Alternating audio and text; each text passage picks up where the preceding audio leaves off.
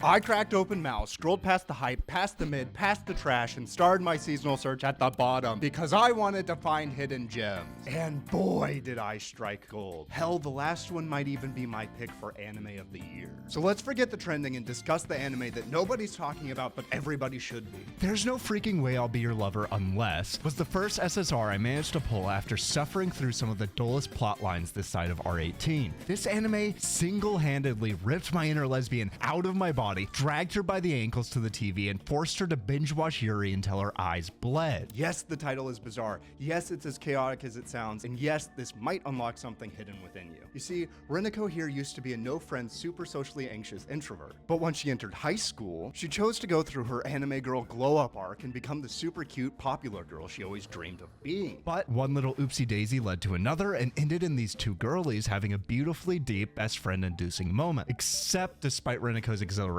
of finally feeling like she had a real friend for the first time in her life, the very next day, Mai decides to go and ruin everything by confessing her unyielding love. What a bitch, am I right? Rinako, feeling like a flashbang puppy, immediately goes into a gay panic and says no. But not in a I hate you way, more so in a ayo, I just wanted to be besties for the resties kind of way. And Mai's response? Fuck you, I'll make you fall in love with me. As such, they brilliantly decide on taking turns each day between lovers and friends to see which ends up being the better fitting relationship. This anime is essentially Love is War if both leads were Yuri-coded airheads fighting over whether they're in a rom-com or slice of life, with the addition of heart-palpitating, half-ecchi, half-deep, 100% beautiful, this is definitely normal for friends scenes. You see this? You see this right here? This is the face of a lesbian and you cannot convince me otherwise. Despite all the sapphic glory, there is actually some decently emotional and meaningful commentary on relationships, identity, and how sometimes we just don't know what we want until confronted with it. So don't judge the show too fast, because there is some decent narrative depth to this quirky catastrophe. The art's adorable, the character design is simple but perfect, and the comedy rounds the show out in a perfectly satisfying way. If you want to see some gay panic, mental gymnastics, or just some hot anime girls doing hot anime girl things, look no further for your seasonal dose of ecchi goodness. It's frankly one of the most entertaining rom-coms of the year. But if you prefer your anime a little less devious and a little more Cinderella core, then the next show I stumbled across searching through the minds of this season's least popular shows might be for you. Betrothed to My Sister's Ex is exactly that. It's the kind of anime to make you wonder why your real-life prince or princess hasn't swept you off your damned feet already. This is a classic Cinderella story. A noble family, an emotionally neglected daughter, and literal glass slippers. It is capital R romantic, soft, serious, and knows exactly how to make you swoon for this fictional couple. The setup is simple. Our adorable protagonist is the quiet, overlooked background character, second daughter of a noble house, living in the shadow of her perfect older sister, who was originally set to marry this duke, an impossibly composed, stylish heartthrob from faraway lands. But then tragedy strikes. The sister passes suddenly in an accident,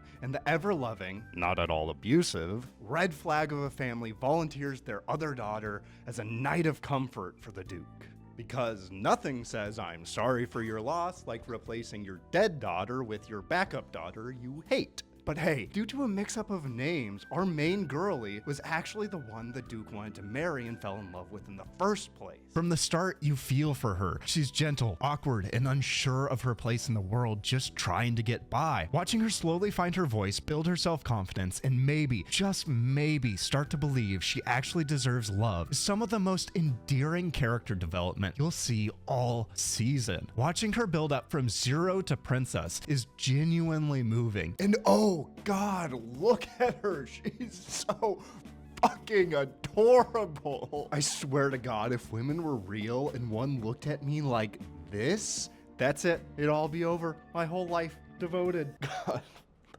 fuck am I doing? The visuals are gorgeous, soft and elegant with a color palette that fits the tone perfectly. Though I'll be real as fuck, I have no idea who thought that radioactive lime green was a good highlight color for her scarlet hair. But I digress. This anime has got all the vibe and character you could ever want from a more traditional romance story. So if you're burned out on chaotic love triangles, senseless harems, and rom-coms that are far too calm and not nearly enough rom, then Betrothed to My Sister's Ex is probably a perfect palate cleanser. It's beautifully heartfelt and exactly the kind of anime a hopeless romantic would binge in a weekend, cry about, and then pretend they still have hope for their own love life. Don't ask me how I know. But suppose you're looking for something a little more fantasy, a little more fun-natured, and starring an adorably anxious witch girl who could probably vaporize an entire city, but goes into shock when someone talks to her. Then you're getting oddly specific, but this season actually has you covered. Let me bless your endless watch list with Secrets of the Silent Witch. This one surprised me. After reading the title, I went in expecting no more than hyper-generic fantasy trash with bleh overpowered MC and bleh storytelling so forgettable you'd need a recap before each episode. But to my surprise, it's a legit fantasy with proper world building, a new and unique story angle, and the cutest dragon slayer you'll ever see. Our silent witch, Monica, is so magically gifted that she invented speechless casting. Not because she wants to revolutionize magic, but because the idea of completely reinventing how the fundamentals of casting magic works seemed easier than overcoming her fear of speaking in front of others. She literally invented chantless magic just to avoid social interaction. She's magic's foremost prodigy, and yet the moment someone compliments her braids, she reacts like they handed her a live grenade. She could probably obliterate an army, but would rather crawl into a bush than talk to a stranger. And honestly, that's pretty fucking real. Monica here wishes for nothing more than to live the rest of her life surrounded by books in a cabin deep inside the woods, never to talk to people again. But of course, peace is temporary and plot is eternal. A former classmate tracks her down and ropes her into the worst possible job for someone with paralyzing anxiety. A prince's undercover bodyguard at a prestigious magic academy, having to face the harshest environment for any real introvert.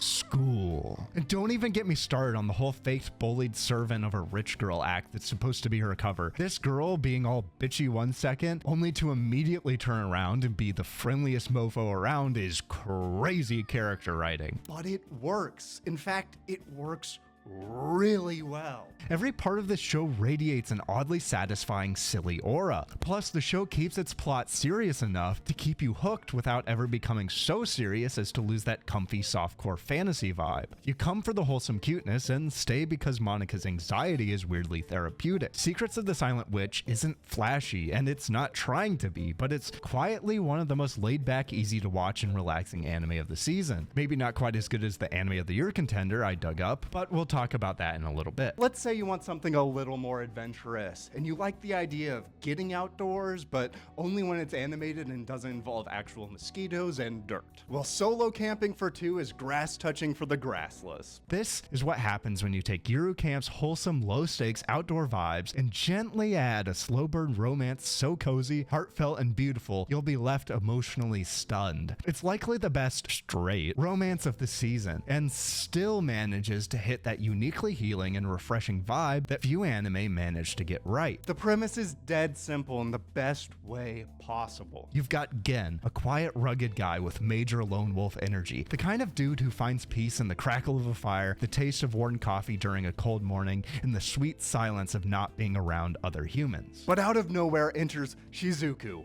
another human. Completely unprepared, lost in the woods, and practically freezing to death, she crashes his peaceful night with beginner-level camping errors abundant. And after some reluctant convincing, emotional blackmail, and tasty food, Gen agrees to help her survive the night. Thus, what starts as an awkward one-night favor turns into an arrangement of Solo Camping for Two. You'd be forgiven for thinking that this is a Yuru Camp ripoff, but honestly, adding adults and romance to the mix is a serious recipe for something special we haven't quite seen yet. The best part is that this show truly understands that love doesn't need grand gestures to bloom. Sometimes it unfolds in the stillness and quiet of life's slowest moments, like two people sitting around a campfire in total silence, not saying anything, because they don't have to. It's a perfect anime to put on when life's just being a little too much, and you just need a bit of peace, patience, and a reminder that even the quietest moments can mean the most. Just be warned, this show might cause sudden urges to buy a tent and touch grass. But resist, my friend. Stay inside and stay safe, because before we talk about the Anime of the Year contender, we need to give a moment of reverence to an honorable mention that just cannonballed its way back into our lives. But first, if you like this content, please consider liking, subscribing, and checking out the Patreon. on. Grand Blue Season 2. No, it's not exactly a hidden gem, but more so a long-lost treasure finally resurfaced after 7 freaking years. And for anyone who hasn't been watching anime all that long, this is easily the funniest show you'll see all year. Season 2 wastes no time getting back to the gold standard of anime comedy,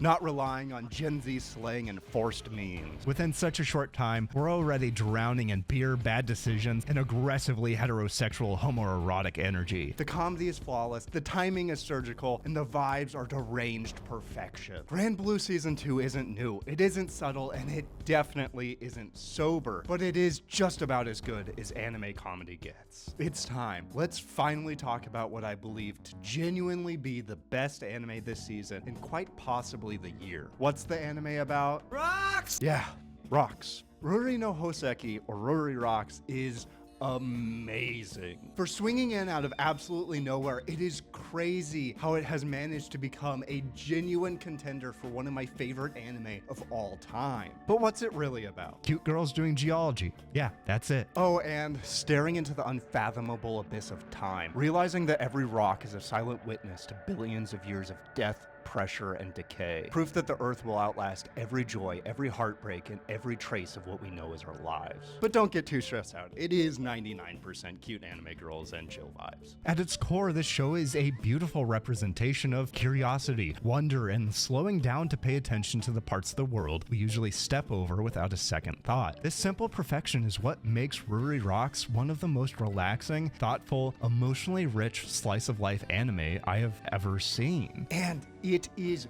breathtakingly gorgeous. The animation is way more fluid than it has any right to be. The art style is crisp and warm with this soft, radiating color palette that makes every frame feel deeply captivating, and the backgrounds are genuinely stunning. It's so vivid, you can almost feel the environment. I mean, look at this. Look at this. It's fucking gorgeous.